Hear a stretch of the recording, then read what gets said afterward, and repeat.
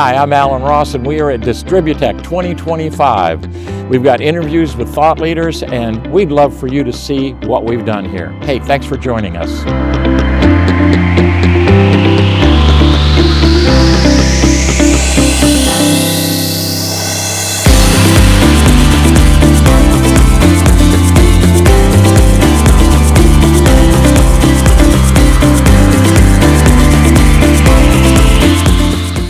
Our next guest is Kirkpatrick. Welcome. Yeah, thanks, Ben. Appreciate it.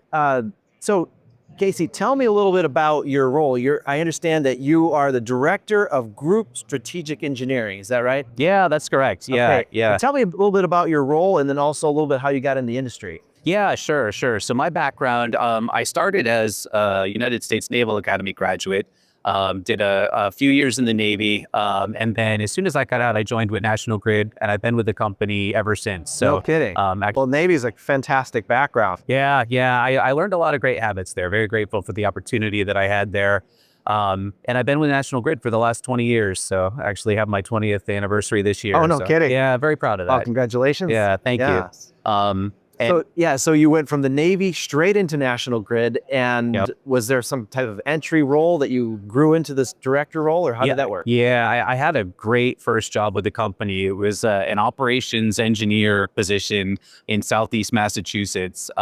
And basically at that time, the engineer did everything related to a project, but we had much smaller territory. So I was the primary engineer for 3 towns in Southeast Massachusetts.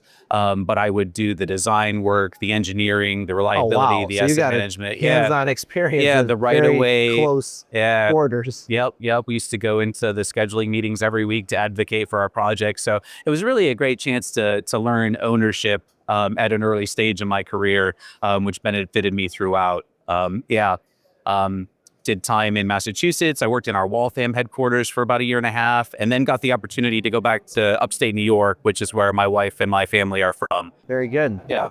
So you're at a strategic level now, but you obviously had boots on the ground, so to speak. You got to see it in real time. So the strategies you're recommending are probably influenced from those early career days.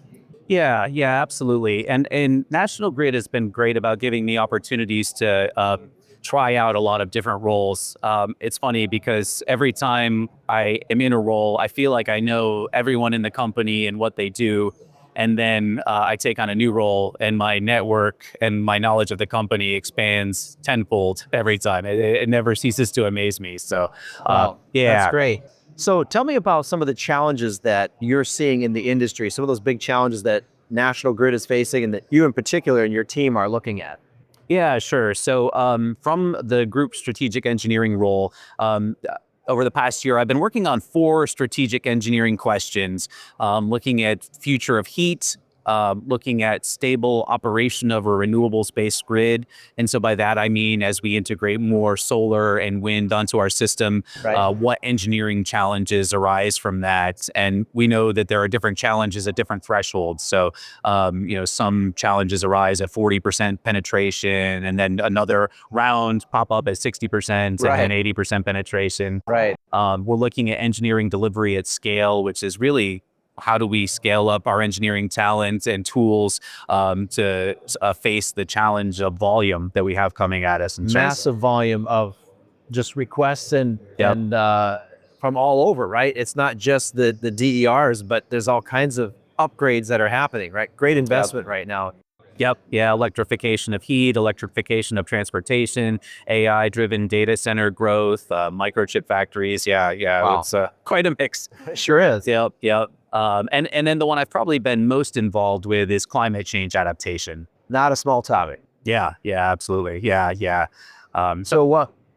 Tell us a little more about what you're facing with the climate change adaptation. Yeah. I've got a couple specific projects that I've been working on. First, I'm the IT product owner of something we call the Climate Change Risk Tool, or CCRT. Okay. So this is an innovative tool. It's GIS based, and we have our assets in the tool, and then we take industry recognized climate projections and put that over our assets, and we can filter and give give a look at different climate hazards and how they evolve on our assets and how the risk level evolves from 2030 out to 2070. Wow, so it's like a heat map type of thing? Or? Yeah, Okay. yep, yeah, Wow. yep. So each of our business units have conducted climate vulnerability assessments, and this tool has been helpful in doing that. Yeah. Wow, what a Yep. great planning tool. Yeah, Fantastic.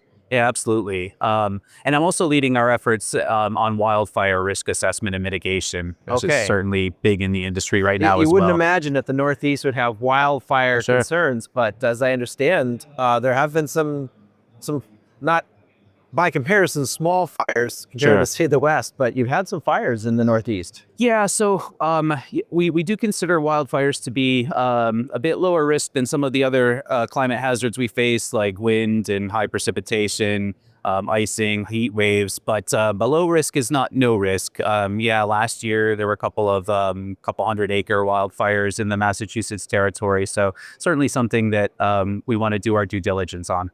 Excellent. That's fascinating. And you've already mentioned a couple of the solutions that you're looking to, or the tools that you're looking for. Do you have anything other you wanted to add about some of the solutions that you're looking at to solve some of these challenges? Yeah, so in the backdrop of everything that we're looking at is the affordability question for our customers and for our ratepayers. It's certainly something that we're very sensitive to in our service territories. So one of the fun parts of my job is working with our unregulated National Grid Partners business unit. Really? And they lead a lot of our innovation. They look at a lot of startup companies in the industry and work closely with the other business units to see what are the challenges. And they go to the market and see who's working on innovative products that we can use, hardware, software, et cetera, to meet the challenges. So, one example I'll give is Line Vision and doing some dynamic line rating projects in the upstate New York territory. And we do some in our UK territories as well. So looking to squeeze more capacity out of our existing assets rather than building new where we can. Yeah, absolutely. Getting better data, more accurate data so that we can use our systems more efficiently. Yeah. That's absolutely. fantastic. Yep. Very good. Well, we're here live at DistribuTech, right? And as I understand, you have a panel session. Is it this afternoon yet? Yeah, that's right. Yep. On the topic of wildfire, was it? Yeah, that's correct. Yep. Well, that's excellent. I think you're there with a number of other utilities talking about your experiences. We'll look forward to that. What other benefits are you seeing coming here to DistribuTech? Yeah, so I think the biggest benefit that I've experienced, this is my first DistribuTech. Oh, okay. Yeah, is the networking opportunities. I've had really great conversations. In many cases, I think it's laying the foundation for future conversations, making connections, having that initial discussion, and then writing down email addresses and gathering business cards to follow up on. There's no shortcut to the quality of networking. I think there's something like 20,000 people here. So yeah. I certainly have a great swath of what the industry has to offer. Yeah, it was a bit overwhelming when I walked through the door, but exactly, right. Yeah. Well, Casey, it's been great to visit with you. Do you have any closing comments for our audience? Ben, thank you for the opportunity. This has been a great conversation. I'm very glad to meet you. In terms of the networking, you've been great to talk to, so I appreciate it. Oh, you're welcome. Yeah. Thanks for coming by. Yeah, absolutely.